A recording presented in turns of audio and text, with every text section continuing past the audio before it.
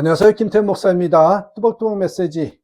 오늘은 요한계시록 첫 번째, 미래가 아닌 현재를 위한 책, 요한계시록 1장 1절에서 20절의 말씀 가지고 함께 뚜벅뚜벅 걸어가겠습니다. 자, 오늘부터 그렇게 힘들고 어려운 책 중에 하나, 요한계시록을 함께 여러분과 말씀을 나누겠습니다. 요한계시록은 설교하기 쉬운 책이 아닙니다.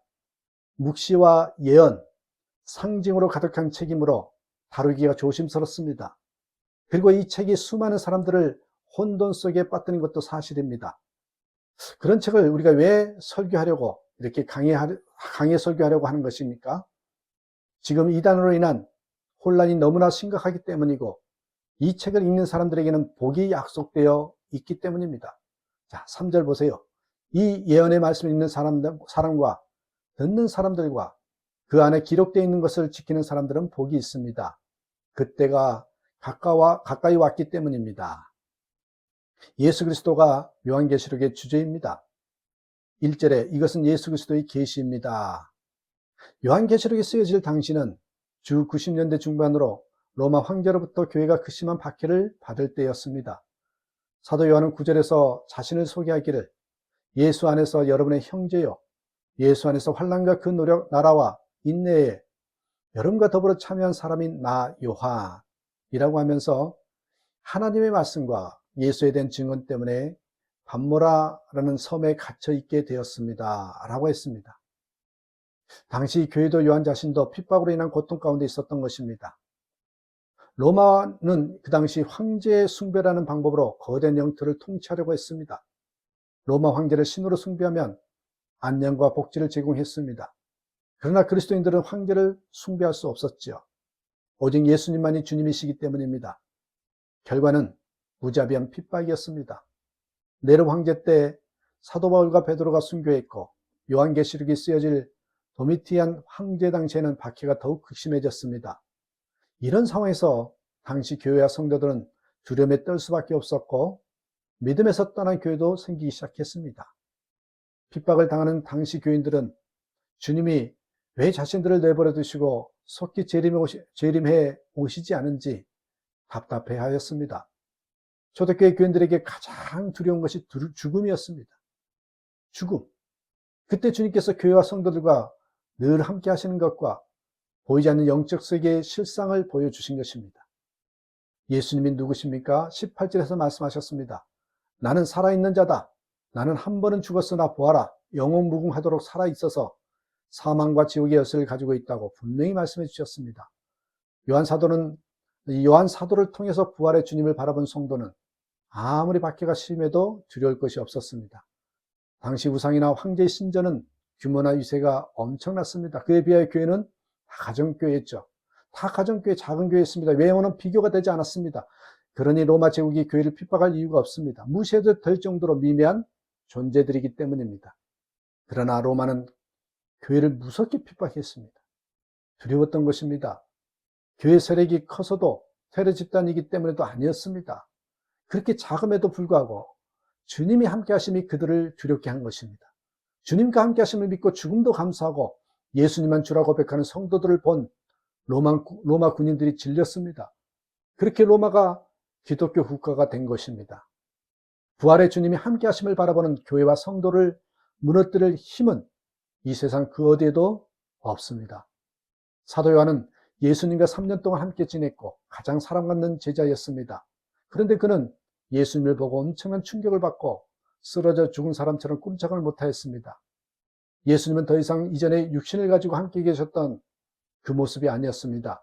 영광의 주님이셨습니다. 13절. 그 촛대 한가운데 인자와 같은 분이 계셨습니다. 그는 발에 끌리는 긴 옷을 입고 가슴에는 금띠를 띠고 계셨습니다. 머리와 머리털은 흰 양털과 같이 또 눈과 같이 희고 눈은 불꽃과 같고 발은 풀무불에 달구어낸 노새와 같고 음성은 큰 물소리와 같았습니다. 또 오른손에는 7뼈를 쥐고 입에서는 날카로운 양날칼이 나오고 얼굴은 해가 강렬하게 비치는 것과 같았습니다.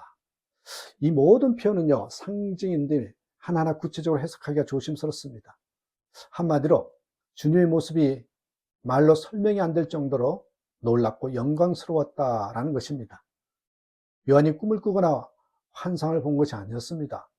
그렇다면 죽은 사람처럼 쓰러지지는 않았을 것입니다. 하나님을 만난 이사야나 욥, 다니엘도 같은 경험을 하였습니다. 주님은 쓰러진 요한을 일으키시고 소아시아 7교회에 전할 말씀을 주셨습니다. 요한계시록을 자세히 읽어보면 초점은요, 미래가 아니라 현재임을 알 수 있습니다. 물론 요한계시록에는 미래에 대한 말씀이 나옵니다. 1절, 이 계시는 곧 일어나야 할 일들을 그 종들에게 보이시려고. 7절, 보아라, 그가 구름을 타고 오신다. 눈이 있는 사람은 다 그를 볼 것이다. 그를 찌른 사람들도 볼 것이다. 땅의 모든 족속이 그분 때문에 가슴을 칠 것이다. 19절, 그러므로 내 본 것과 이제 있는 일과 장차 될 일을 기록하라. 그러나 미래에 될 일에 대하여는 다 묵시로 상징으로 말씀하셨습니다. 그 말씀은 하시지만 천으로 덮어 대략의 윤곽만 보여주는 것과 같았습니다. 예수님께서 정말 미래에 될 일을 알려주시려고 하셨다면 이렇게 하실 이유가 없죠. 그런데 주님께서 천으로 덮어두신 미래를 어떻게 쓰든지 벗겨보려고 애를 쓰는 사람들이 많습니다. 그래서 요한계시록이 오해가 많은 책이 된 것입니다. 요한계시록은 휴거, 666, 바코드, 베리칩, 14만 4천 명, 종말에 관한 책이 아닙니다. 이런 호기심으로 요한계시록을 읽으면 안 됩니다. 지금 인터넷에는 요한계시록에 대한 자극적인 내용들이 판을 치고 있어요. 그들의 관심은 오직 언제 종말이 오느냐, 종말이 올 때 무슨 징조가 있을 것이냐는 겁니다. 전쟁이 일어나고 자연재해가 심해지니 지금이 종말이라고 말합니다. 요한계시록은 주님의 재림이 언제냐에 대한 관심을 가지고 있지 않습니다. 우리가 어떻게 주님의 재림을 맞이할 것인가, 그것에 관심이 있을 뿐입니다. 이단들은 마지막 심판 때 구원받을 자들의 수는 정해져 있다 하면서 구원받을 자가 차게 되면 종말이 온다고, 자기들에게 와야 구원받게 된다고 미혹합니다. 이런 식으로 두려움과 공포를 조장하는 것은 다 왜곡입니다. 예수님께서 요한에게 예언을 주신 것은 앞으로 종말에 될 일을 말씀하시는 것이 아니라 지금 이 자리에서 교회와 성도들이 어떻게 살아야 하는지를 말씀하고 있습니다. 요한은 8절에 하나님을 소개할 때 지금도 계시고를 먼저 언급한 다음에 전에도 계셨고 앞으로 오실 전능하신 주 하나님이라고 했습니다. 현재가 강조된 것입니다. 우리는 미래가 아니라 미래를 말씀하시는 주님을 바라보아야 합니다. 저는 1장을 묵상하면서 감격이 됩니다. 요한이 노년의 반모성 감옥에 갇혔을 때 얼마나 처량하고 막막하고 괴로웠겠습니까? 그러나 마음이 더 힘들었을 것입니다. 핍박이 무섭게 닥쳐오자 교회들의 문제가 생기기 시작하였습니다. 어떤 교회는 교인들이 믿음을 잃어버리고 무너지기도 했고, 어떤 교회는 핍박을 피하기 위해서 세상과 타협하기도 했고, 이단과 싸우다가 사랑을 잃어버린 교회도 있었습니다. 요한은 걱정이었을 것입니다. 교회가 이렇게 무너지는가? 복음은 여기서 중단되는가? 그때 주님께서 당시 소아시아 7교회에 전할 말씀을 주셨습니다. 어린 양이신 주님은 그분의 교회들을 결코 포기하지 않고 계심을 보여주셨습니다. 교회들 사이를 다니며 여전히 촛대를 놓지 않으심을 보여주었습니다. 요한은 울었을 것입니다. 여러분, 세상이 너무 커 보입니까? 하나님의 존재는 가물가물하고 세상은 현실이고 당장 큰 문제라고 여겨지십니까? 그렇다면 요한계시록을 읽고 또 읽어보시길 바랍니다.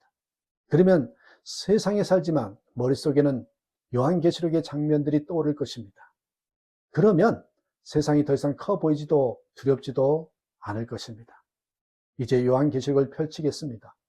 주여, 우리에게 말씀하여 주옵소서. 기도하면서 이 계시록을 읽어보시기를 주님의 이름으로 축복합니다. 감사합니다.